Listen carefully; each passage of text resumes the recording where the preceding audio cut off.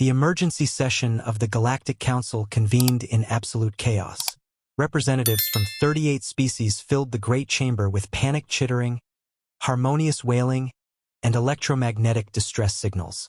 At the center of it all, Fleet Admiral Kethvar of the Hegemony Defense Force stood frozen, his 6 eyes locked on the holographic display that had rendered the galaxy's most powerful military leaders speechless. "Repeat your report, Admiral," High Counselor Vexthera commanded, her crystalline voice barely containing her own terror. Admiral Kethvar's vocal apparatus struggled to function. The human vessel, designation unknown, appeared at the edge of the Proxima system approximately 6 standard hours ago. Our deep space monitors classified it as a Titan-class warship based on its dimensions. The holographic display activated, showing a 3-dimensional representation of the human vessel. The chamber fell into stunned silence as the scale indicators became visible. The ship was massive beyond comprehension, over 12 kilometers in length, nearly 4 kilometers in width, bristling with what appeared to be weapon systems that defied classification. "Impossible," whispered Defense Coordinator Zilnara. "No species has ever constructed a single vessel of such magnitude. The resource requirements alone would bankrupt entire star systems." "That's not the worst part," Admiral Kethvar continued, his voice cracking. "The vessel's energy signature indicates it's powered by what our analysts believe to be a controlled stellar collapse. They're using a miniaturized star as their power source." Gasps and horrified sounds erupted throughout the chamber. Even the ancient keepers, who had witnessed the rise and fall of countless civilizations, showed visible signs of distress. Counselor Thakmar of the warrior caste leaned forward aggressively. "What are its intentions? Has it made any hostile moves?" Admiral Kethvar's mandibles clicked nervously. That's the most disturbing part, Counselor. The vessel transmitted a single message on all frequencies before assuming a stationary orbit around Proxima Centauri. "What did they say?" Vexthera demanded. The Admiral activated the audio system, and a calm human voice filled the chamber. "Hello there. This is Captain Sarah Martinez of the UES Harmony. We're here for the scheduled diplomatic meeting with the Galactic Council. We brought some Earth coffee and chocolate samples for the cultural exchange. Looking forward to meeting everyone." The chamber erupted in confused panic. Several representatives began evacuating toward emergency exits. "They're claiming it's for diplomacy?" Thakmar roared. "That vessel could sterilize entire worlds." Science advisor Mordun accessed his analysis reports with trembling appendages. "Preliminary scans indicate the ship contains enough firepower to level a Class A fortress world. In approximately 14 minutes, the forward weapon array alone appears capable of cracking planetary crusts.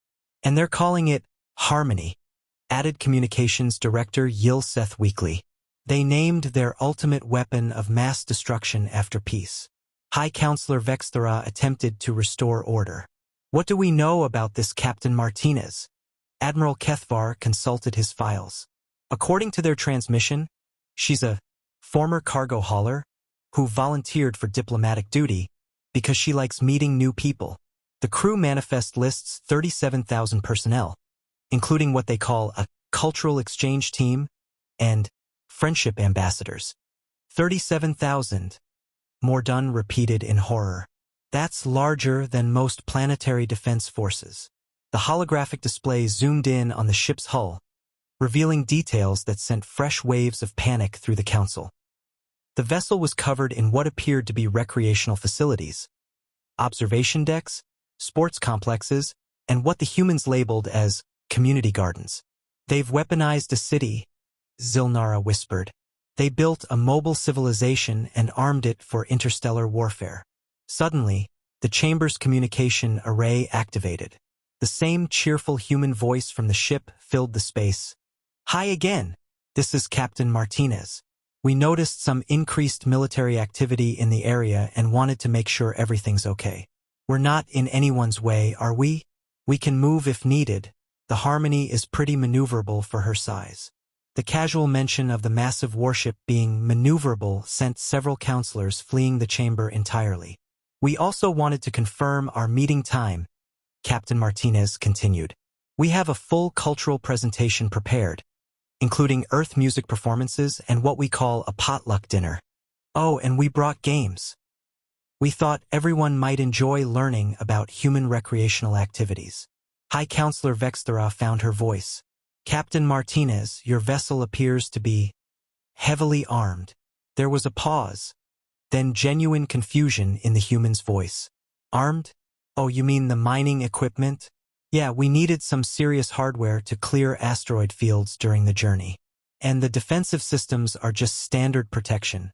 Space can be dangerous. But don't worry, we're here in peace.